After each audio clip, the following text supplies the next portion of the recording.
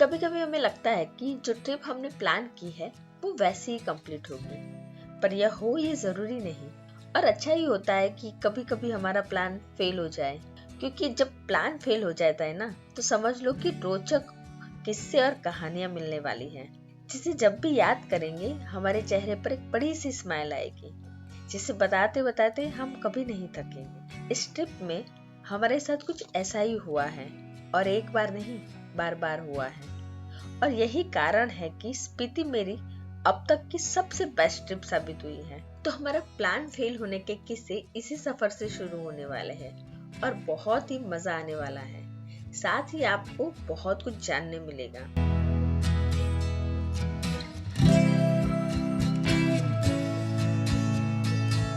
Hi everyone, good morning. The trekking shoes में आपका स्वागत है। मैं हूँ आपकी होस्ट धर्मिष्ठा। आज हम सराहन से रकचम के लिए निकले हैं। सराहन से चितकुल जाने के लिए हमें 18 किलोमीटर पर स्थित ज्योरी तक आना पड़ा है, क्योंकि हमने स्पीति ट्रिप में सराहन को जोड़ा था। इसलिए हमारा सराहन आने जाने का मिला के 36 किलोमीटर का अंतर बढ़ गया है। जैसे मैंने पिछले वीडियो में बताया था, वैसे आप स्पीति ट्रिप शिमला से शुरू करके ज्योरी आते हुए सीधा चितकुल पहुंच सकते हैं, तो आपके ये 36 किलोमीटर कम हो जाएंगे।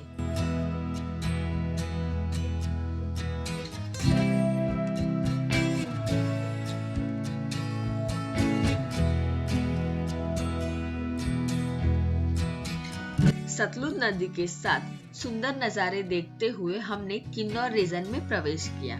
एक खूबसूरत छोटा सा वाटरफॉल देखते हुए हम थोड़ा ही आगे बढ़े थे कि रास्ते में चट्टान को काट के बनाई गई रॉक टनल को पार किया। स्पीति के रास्तों की बात करें तो एक तरफ वैली है और एक तरफ पहाड़ है, और एज पर बने हुए रास्ते हैं।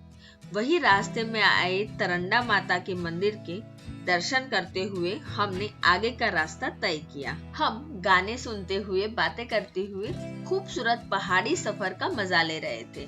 हम बातों में इतने मसरूफ हो गए थे कि रकचम की जगह कल्पा पहुंच गए। दरअसल बात यह थी कि हमारी ट्रिप का एक नियम था कि जो ड्राइवर के बाजू में बैठेगा उसी की जिम्मेदारी होगी ड्राइवर को रास्ता दिखाने की, और अब यह जिम्मेदारी महेश की थी।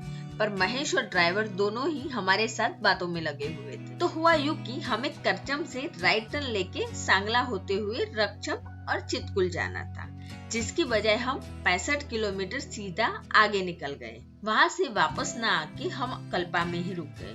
दरअसल आइटिनरी के मुताबिक हमें आज यानी ट्रिप के दूसरे दिन रकचम जाना था और तीसरे दिन कल्पा। अब परिस्थिति कुछ यूं है कि हम दूसरे दिन पर कल्पा है और तीसरे दिन रकचम जाएंगे।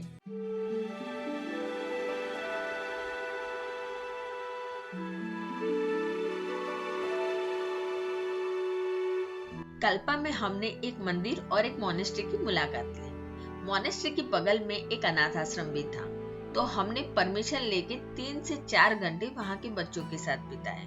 सुरक्षा के हेतु से हमने उनकी फोटोग्राफी और वीडियोग्राफी नहीं की है। रकचम की बजाय कल्पा आने का फायदा यह हुआ कि हमें इन बच्चों से मिलने का मौका मिला।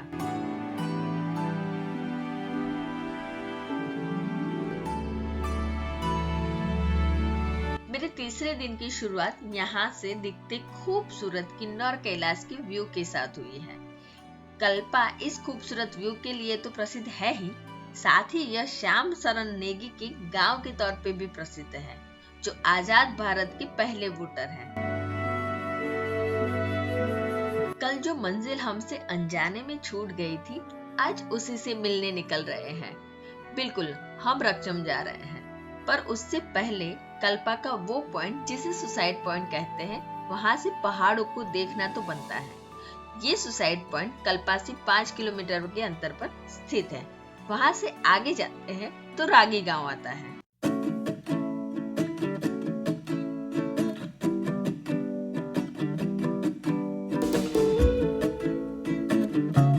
हम कल्पा से तकरीबन 60 किलोमीटर का सफर करके सांगला वैली पहुंच गए हैं। यहाँ से पैदल चढ़ाई करके कामरू फोर्ट देखने के लिए पहुंचे हैं। अंदर जाने से पहले हमें किन्नौरी टोपी और कमर पर बांधने के लिए कपड़े की डोर दी गई है।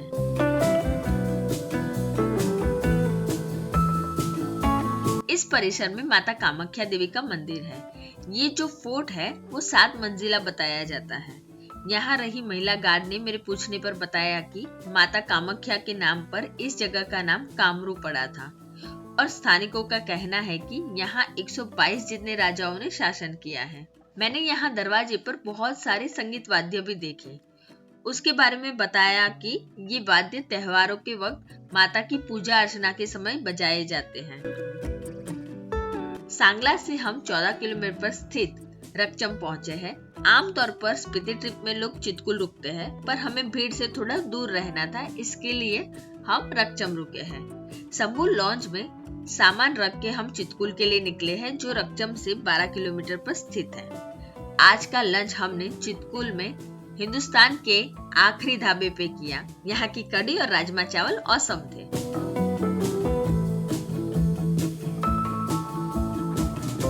चितकुल भारत का आखिरी गांव है। यहाँ चीन बॉर्डर लगती है। चितकुल में बांसपा रिवर के तट पर वक्त बिताने का अद्भुत आनंद उठाया। चारों ओर पहाड़ और बीच में से बहती बांसपा नदी का व्यू बहुत ही खूबसूरत था। कुछ वक्त चितकुल में बिता के हम रकचम वापस आए और यहाँ के खेत खलियान देख रहे थे। वहीं एक खेत में ओकला की फसल लगी हुई थी। हमने उत्सुकतावश उसके बारे में एक गांव वाले से पूछ लिया। उन्होंने बताया कि ये ओकला है और इससे चिल्टा बनते हैं। वो हमें अपने घर ले गए। उनका नाम था जवाहर और वो होमगार्ड के तौर पे काम किया करते थे और अब वो खेती करते हैं।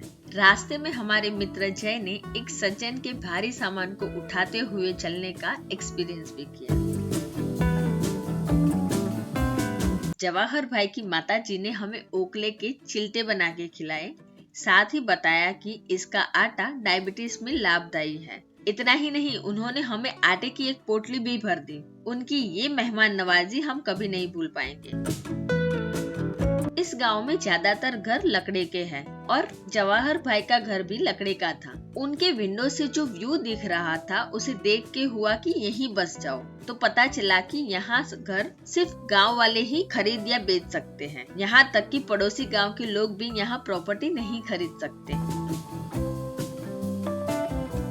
उनके घर के नजदीक एक मंदिर था। वहाँ दर्शन कर हम बगल में मंदिर के परिसर में पहुँचे, जहाँ जवाहर भाई का 4 साल का बेटा और बहुत सारे बच्चे थे। उनके साथ खूब खेला और खूब मस्ती किया। हम भी बच्चों के साथ बच्चे ही बन गए थे। रात को शंभू लॉन्ज के ओनर से मिले, जो हमें अपनी एक और कैफे में ले गए, जो चितकुल जाने वाले रोड पर पड़ता है, जहां उन्होंने उनकी स्पेशल चाय पिलाई। शाम होते ही यहाँ ठंड बढ़ गई थी। वीडियो खत्म करने से पहले एक बात बता दूं कि रकचम और चितकुल में बंक बेड की सुविधा है, तो सोलो ट्रैवलर को सस्ती स्टीम मिल जाएंगे। स्पीति का यह सफर अभी जारी है। अगले शुक्रवार स्पीति के इस सफर में मैं आपको एक ऐसी शादी दिखाऊंगी जो आपने पहले कभी नहीं देखी होगी। तो अगला वीडियो देखना मत भूलिएगा।